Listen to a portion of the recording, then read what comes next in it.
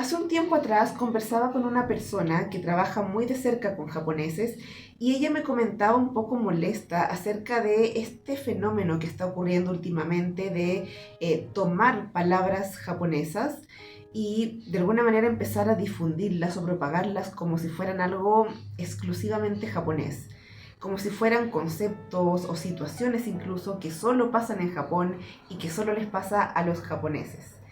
Un ejemplo de esto es la palabra ikigai, y estoy segura de que también ocurre con las dos palabras a las que me quiero referir en este video, que son el honen y el tatemae. Si te gusta la cultura japonesa y ya estás inmerso en estos temas, lo más probable es que ya hayas escuchado al menos alguna vez sobre estos términos.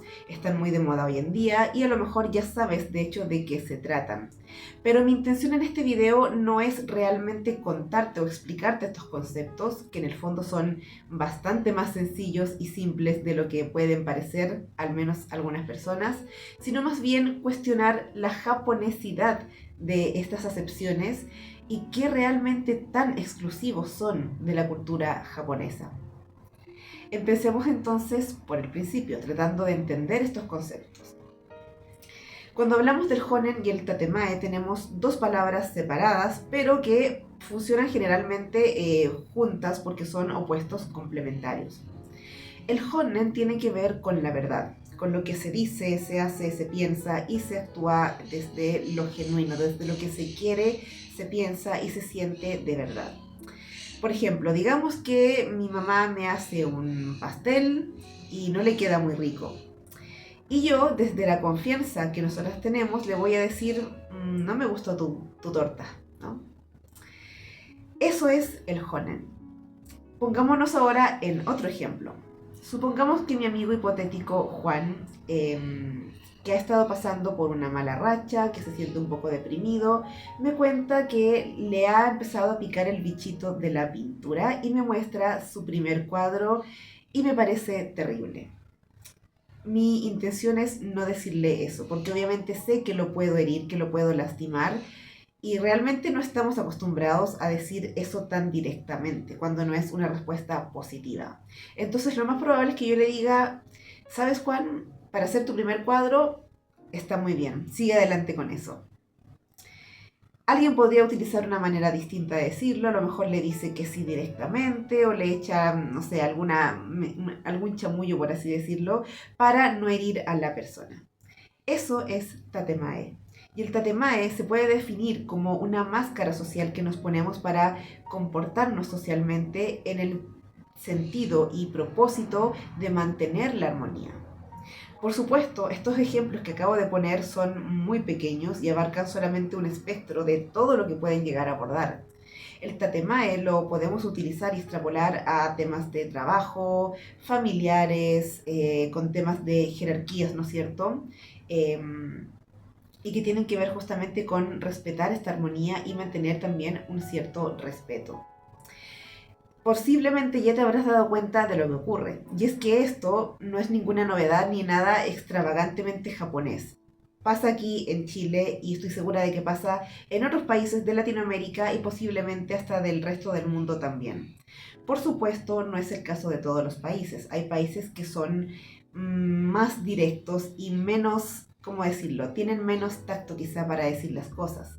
Recuerdo el caso de una pareja de una chica rumana con un chico mexicano que conocí por ahí, donde a él, el chico mexicano, le chocaba mucho este hecho de ser directa que tenía ella. Entonces la invitaban a algo y ella simplemente decía no, no quiero o no me viene bien, etcétera. Y a ella la confundía muchísimo esta tendencia como a irse por las ramas que tenían los mexicanos, donde a veces decían sí cuando en realidad era un no, porque no querían negar directamente o rechazar directamente o decir algo no tan placentero directamente. Era algo que a ella como rumana le costaba mucho entender, por ejemplo. Pero esto ya nos dice algo, y es que esto no solamente existe en Japón, sino que existe en muchas otras partes del mundo. Y lo que me decía esta persona es precisamente eso. La gente cree que esto es japonés cuando en realidad ocurre en todas partes del mundo. Y pensándolo desde esa manera, creo que tiene toda la razón. Lo que sí ocurre es que en Japón eso está muy exacerbado.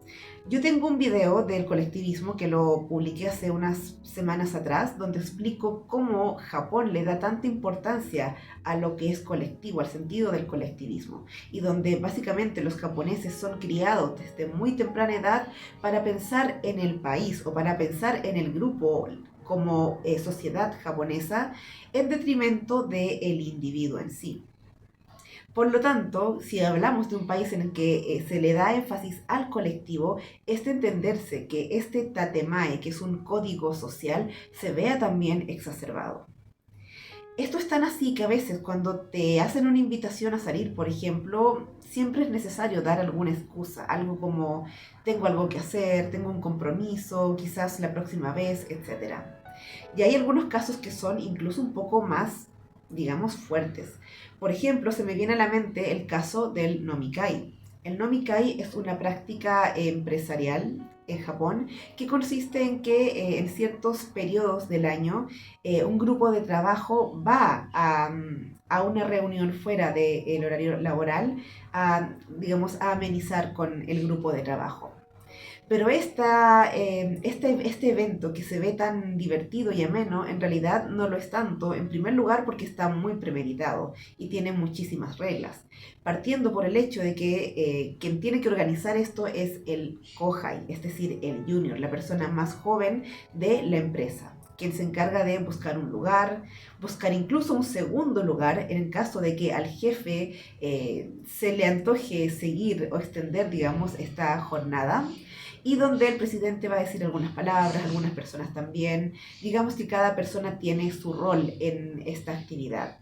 Por lo tanto, es algo bastante más estructurado que ameno como se podría esperar. El punto importante aquí es que esto es tan, digamos, estructurado que realmente es importante asistir. Entonces, digamos que si una persona desea no hacerlo y no lo hace, en Japón eso es bastante mal visto, porque es romper el código social, es romper lo que se espera de la persona. Y muchas veces para realmente no asistir es necesario que haya una muy buena razón o poner una muy buena razón. Y sin embargo, aún así, quizás eso le vaya a jugar en su contra o vaya a manchar un poquitito su imagen ante el resto de la empresa y corre el peligro de quedar excluido quizás o de formar una mala imagen sobre sí mismo. Eso, a mi manera de entenderlo, también es tatemae, también es decir, ok, no quiero hacer esto, pero lo hago de todas maneras porque sé que es importante y que es lo que se espera de mí en este caso, el contexto de trabajo. Por lo tanto, personalmente yo creo que el tatema y el honen sí que son importantes y que sí tienen un lugar un poco más preponderante en Japón de lo que lo tenemos acá. Sin embargo, también es verdad que no es del todo correcto quizás atribuirlo exclusivamente a Japón por lo que ya he mencionado antes. En el video anterior hablé sobre Estupor y Temblores, que fue una novela de la escritora belga Amélie Nothomb. Ahí comento cómo esta novela tuve la oportunidad de leerla y ponerla como lectura en un club de lectura. Y al contrario de lo que yo esperaba, en lugar de ver diferencias, es decir, en verdad, en lugar de destacar esta exclusividad de Japón versus la simpleza de Occidente, muchos de los asistentes a ese club encontraron muchas similitudes, tanto en las relaciones caóticas de los protagonistas de la novela, que se entendieron como una suerte de acoso laboral, lamentablemente, como también en el rol tan, digamos, limitado y exigido que tiene la mujer, tanto en Japón como en Chile.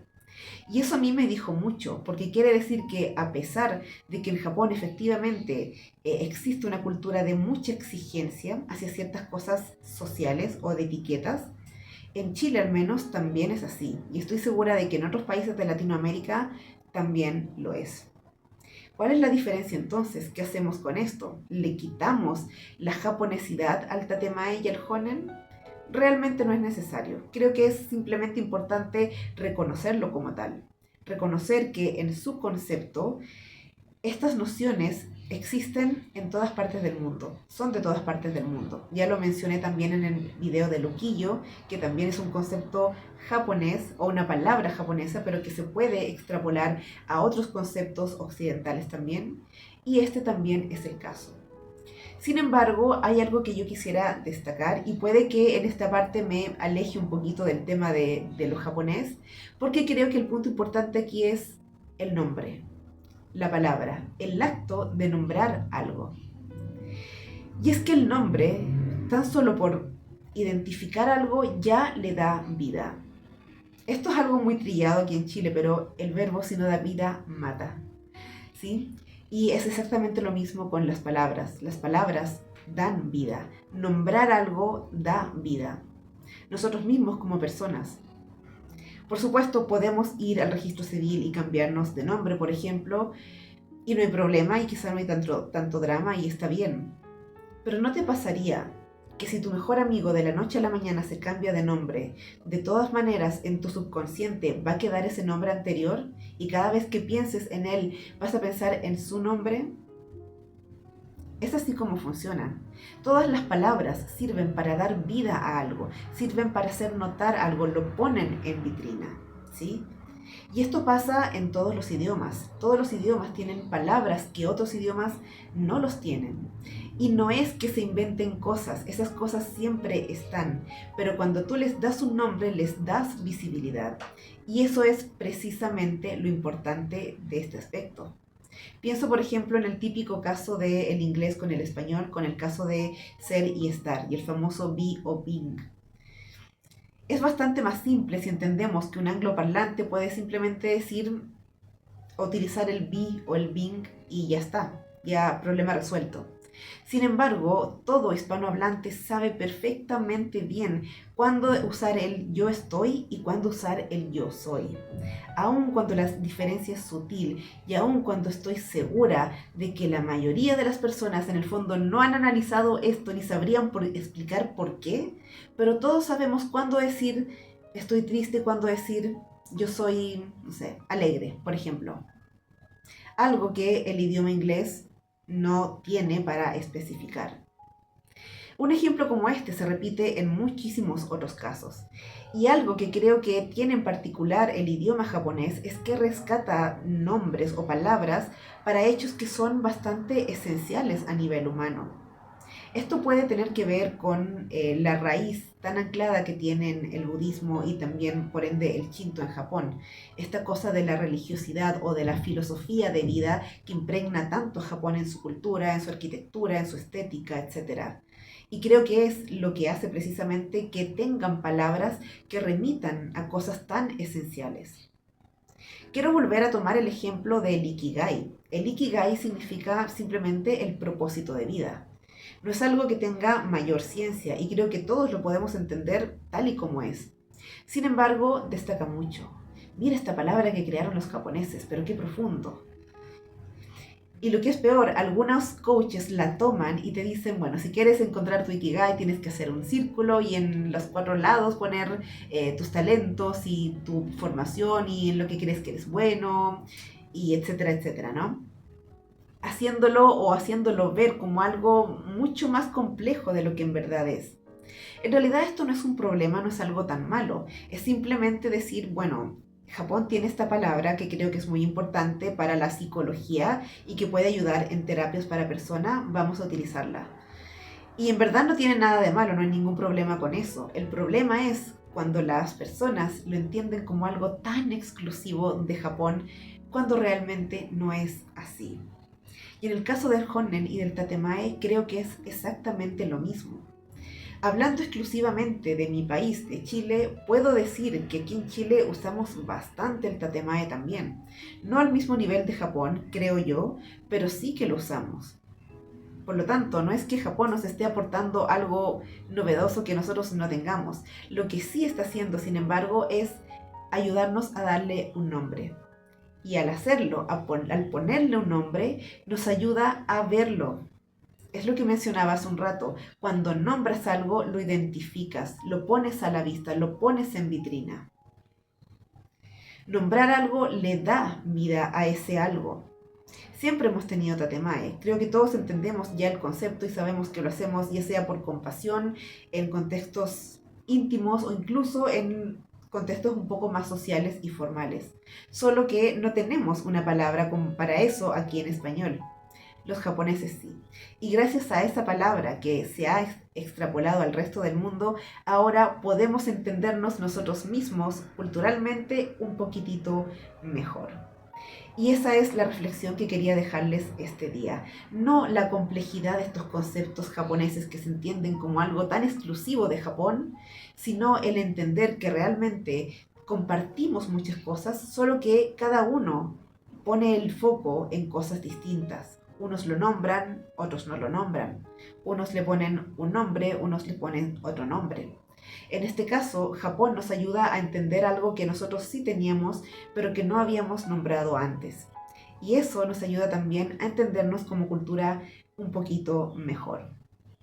Me cuestioné mucho si hacer este video o no, porque realmente el tatema y el honen está tan de moda que a veces, digamos que queda un poquito corrupto, por así decirlo, ¿no? Queda como lo que está de moda hablar, pero realmente creo que su valor no está en su concepto en sí ni en su japonesidad, sino en lo que podemos rescatar de este concepto y cómo podemos entenderlo en nuestro propio contexto o quizás también en otros más. ¿Conocías esta palabra o estas palabras? ¿Las habías escuchado? Me gustaría mucho poder leerte si es que me quieres comentar algo, si me quieres compartir tu opinión acerca también de las reflexiones. Me interesaría mucho poder leerte y conocer también otras perspectivas. Por el momento te doy las gracias por acompañarme en este nuevo video y nos vemos nuevamente, por supuesto, en un próximo video.